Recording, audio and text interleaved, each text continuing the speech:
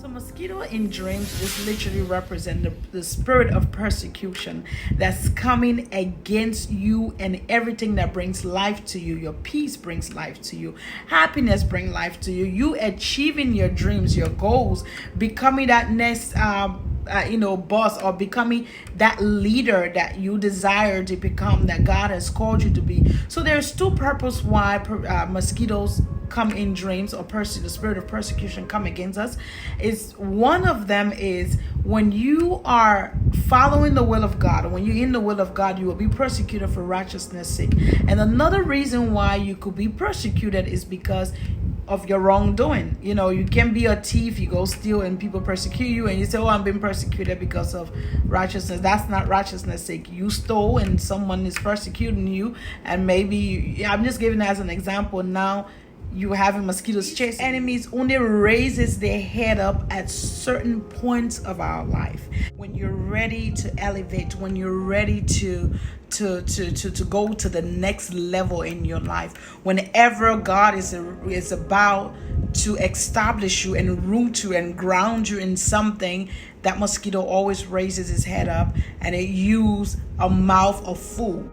For these people turned into fools, God had revealed himself to them. He showed them his ways.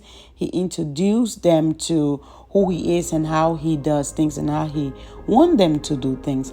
But they rejected the ways of the Lord, of course, and trusted into their own intellect, their own thinking. And because of that, God gave them up to a reprobate mind. So now they have become fools in their own thinking. So this is the reason why they create image for themselves, so that people can bow down to this image. When they see you and I, they don't see you and I as human beings with self-will, that we are free, we can make decisions on our own, and we need to be a free human being. They see us as object that they can control to feed their alter ego, this sense of self-importance, this sense of this sense of superiority, like I'm important than you, I'm bigger than you, I'm higher than you. So, you need to feed my alter ego. You need to make me feel good. This is the reason why they're so surrounded by so many crowds and so many people, because they need a constant supply. If they can't get it from this person, they have to get it from the other and from the other and from the other. And it's an ongoing thing. So they fall into this idol worship, this selfishness, this Baal worship. Instead of worshiping God, now they worship themselves. They want you to worship them and their image, which is their God. Their image is now God. Anything you put before God it takes the place of God in your life. Their image, their importance is now God, and they need you to bow down and worship that particular thing. And so let's go to the word of God in Romans chapter 3. I want to start reading from verse 10 through 18. The word of God says, as it is written, and forever remains written, there is none righteous. He's talking about these people. None that meets God's standards, not even one. There is none who understands. There is none who seek for God. Verse 12 says, all have turned aside. Together they have become useless. There is none who does good. No, not one. Their throat, this is verse 13 says, their throat is an open gate. They habitually deceive with their tongues. The venom of apes is beneath their lips. Verse 14, their mouth is full of cursing and bitterness. 15 says, their feet are swift to shed blood. Destructions and misery are in their path.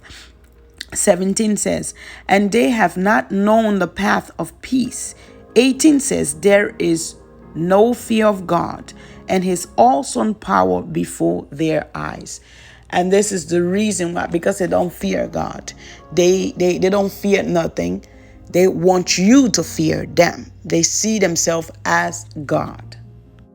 Somehow you're connected to them. It could be at a job, like I said, it could be a boss at a job, or it could be a partner that's, maybe a husband or even a wife.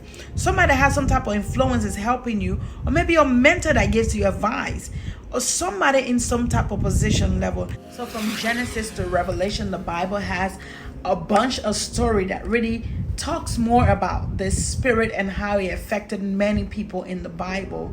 This spirit is no other but the Jezebel spirit, which in medical terms people call the narcissist. So maybe you are a person of ambition. You have goals, you have your head on top of your shoulder, you're motivated, you want to achieve bigger things in life, you have big dreams, you think big. You're not thinking small minded, you see beyond your situation, you see beyond the norm. You just want to reach to your highest potential in life. That demonic spirit in the dream, mosquitoes, that mosquito will influence and use somebody. That enemy will use somebody that will try to come against you being successful. You start chaos, start whatever, and it's all to suck the joy out of you wanting to achieve the things that you've set your mind on. Okay, I'm going to work, I'm going to save, I'm going to do this, I'm going to do that, so that you would never be able to achieve that. And it's just a routine over and over. So it persecutes you at some certain point of your life. The Bible says that the blood is where the life is. So mosquitoes, they feast on blood. They drink blood. They have to have a meal of blood from you, me, animals, whatever it is, for them to be able to survive. But the female, it has the high drive for blood. And not only that it has the high drive for blood, it also have the high drive to reproduce itself, meaning to lay eggs. So once the females, what they do is once they mate with, the male's mosquitoes, their job now is to go lay their eggs. But in order for them to go lay their eggs, they need your blood, they need my blood, they need to get a blood meal. And what that does is it gives protein. You understand what I'm saying? Our blood has protein in it, and our protein is what they need to be able to mature the eggs, to make the eggs mature. So they take our blood, they suck it, they go to where they're laying their eggs, and they lay the eggs. And once this female mosquito lay the eggs, once it reproduces itself, there's no telling what's going to happen to the eggs that is laid. It abandons it. It doesn't show any concern of what's going to happen to the eggs, how it's going to function, or none of that. That female mosquito, that mommy mosquito, careless. And this is the heart of these Jezebelic, narcissist, demonized, demon-possessed people. This is how they operate. Their only goal is to project into you or turn you into who they already are. And once you're turned into that, boom, they need another supply. So now you become boring to them. Now you become like worthless. Now you're like of no value to them no more, because now you've become one of them, and now they need to find another supply, another person that they can turn into who they are, make more, multiply themselves, and then the circles goes on and on and on. This is why they are so friendly with so many people. They function better in environment that are tropical, environment, meaning it has to be some type of warmness and stuff around. This is the same environment that these narcissists, Jezebelic, demonic oppressed people, they always have to be in an environment that has disorder, some type of drama, some type of heated conversation, some type of gossip, some type of picking on somebody. That's the environment that they function well. When they're around somebody that has has order in their life and has things in order, they can function around you. For them, it's a challenge for them. So they have to find every means that they can to try to get rid of you, to destroy you from that place. In the natural, there are certain things that makes us a target for mosquitoes. For example, when the weather is beautiful out there and you're out there just having a good time, whatever you're doing, playing sports, going to the beach, whatever it is that you're doing, you tend to sweat, in this beautiful and nice weather. You tend to sweat, and the sweat of our body gives out chemicals. These chemicals are the ones that draw mosquitoes. They make it easy for mosquitoes to find us. And so mosquitoes come, usually they try to, disturb us, bite us, to the point some of them can be able to chase us back indoors, to get out of, the fun activities we're having out there. So this is the same thing as with the narcissist, demon bound, as well as this Jezebelic, which are the same terms. But these people, they have the discernment to sense things that are wrong with you. And this is all in the beginning stage when you meet them and they're wearing the sheep clothing. They're able to pretend really good as if they care. They're good listeners. So while you're bounding with them in this very early stage of meeting them, they're actually gathering information about you. So based on what you tell them, they're able to know, okay, these are the weakness and their strengths. So the information they gather, and just so you know, it's for the day they see you as a threat, for the day they see you as this person that will not submit to the image that they've created for themselves, or bow down to their gods, their self-will and I is always about them. Now they can use those sensitive information. So we humans, we tend to repeat or discuss or say the same things over and over with many people, many new people that we happen to meet, things that we heard of, still hurting from, things that we never got healed from, things that we never got delivered from. We tend to repeat the stories without even, unconsciously or even consciously many times. So when you're hurting from something and these things has marked your life, you tend to repeat the story. And based on your story and based on the information you shared, these are the things that will give these narcissist, Jezebelic, demonic bound people a clue of, okay, this is where I can, attack them strongly when the time is necessary, when time comes, So maybe you're a person that's struggling. Maybe your past traumatic event and things that happened to you in your past has marked you to where you struggle from low self-esteem, abandonment, codependency, self-destruction, suicidal thoughts. I mean, the list goes on. It's a lot. And when they see these things in you, then you are a good target, a really high risk target for these Jezebelic, narcissist, demonized, demonic oppressed people.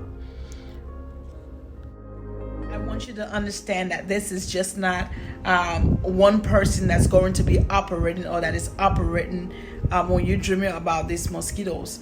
Yes, there is this one person, just how the Bible points to Jezebel, the woman that operated under that same spirit, but it was just not her. She had her eunuchs, which in medical terms now people understand it as flying monkeys, but the Bible called them eunuchs. And of course she has sons and daughters, and the difference between them, the eunuchs and the sons and daughters, are the eunuchs are the one that have already tried to fight this thing, and they couldn't really defeat it. So now they're just putting up with it. Not that they so much agree with how this spirit operates. They're just putting up with it and helping her. But the children now have become like them, enjoys doing what they do, inflicting pain on other people and talking down and all these different things, destroying people's dreams, and they have fun doing it. So what these people do from the beginning, when they meet you, some of the way that they lure you in, some of the way that they brings you into that bay, that trap that they have set there, is that they try to like I say, care, show concerns. For example, if you don't drive and you're around, then they always want to give you a ride. They always want to be available. They always want to help. They give you gifts. They give you different things. They'll buy you little food here and there. They will do the little things. You know what I mean? Just to show that concern, and that you'll be like, oh, this person is really nice. Oh, this person look very decent. And let me tell you, for example, if it's at a job, guys, or at a church, this person seems to be the most lovable person that entertains everybody, meaning everybody tends to love this person. They have this image or this reputation that they have, or this name that they have so-called made for themselves. And once you come in, you're just going to slowly, without knowing, begin to fall into that circle, begin to slowly fall into that pattern or that name that they've created for themselves without you understanding who they truly are, because they know how to wear the sheep clothing really, really good. They really know how to wear that sheep clothing. And in that period of time while they got this hypeness and this excitement about them and this thing that looks like they got life all figured out, that's the max that they got one. But deep inside, these people are people that don't love themselves. They hate, they have self-hate for themselves. They have all kinds of things about themselves.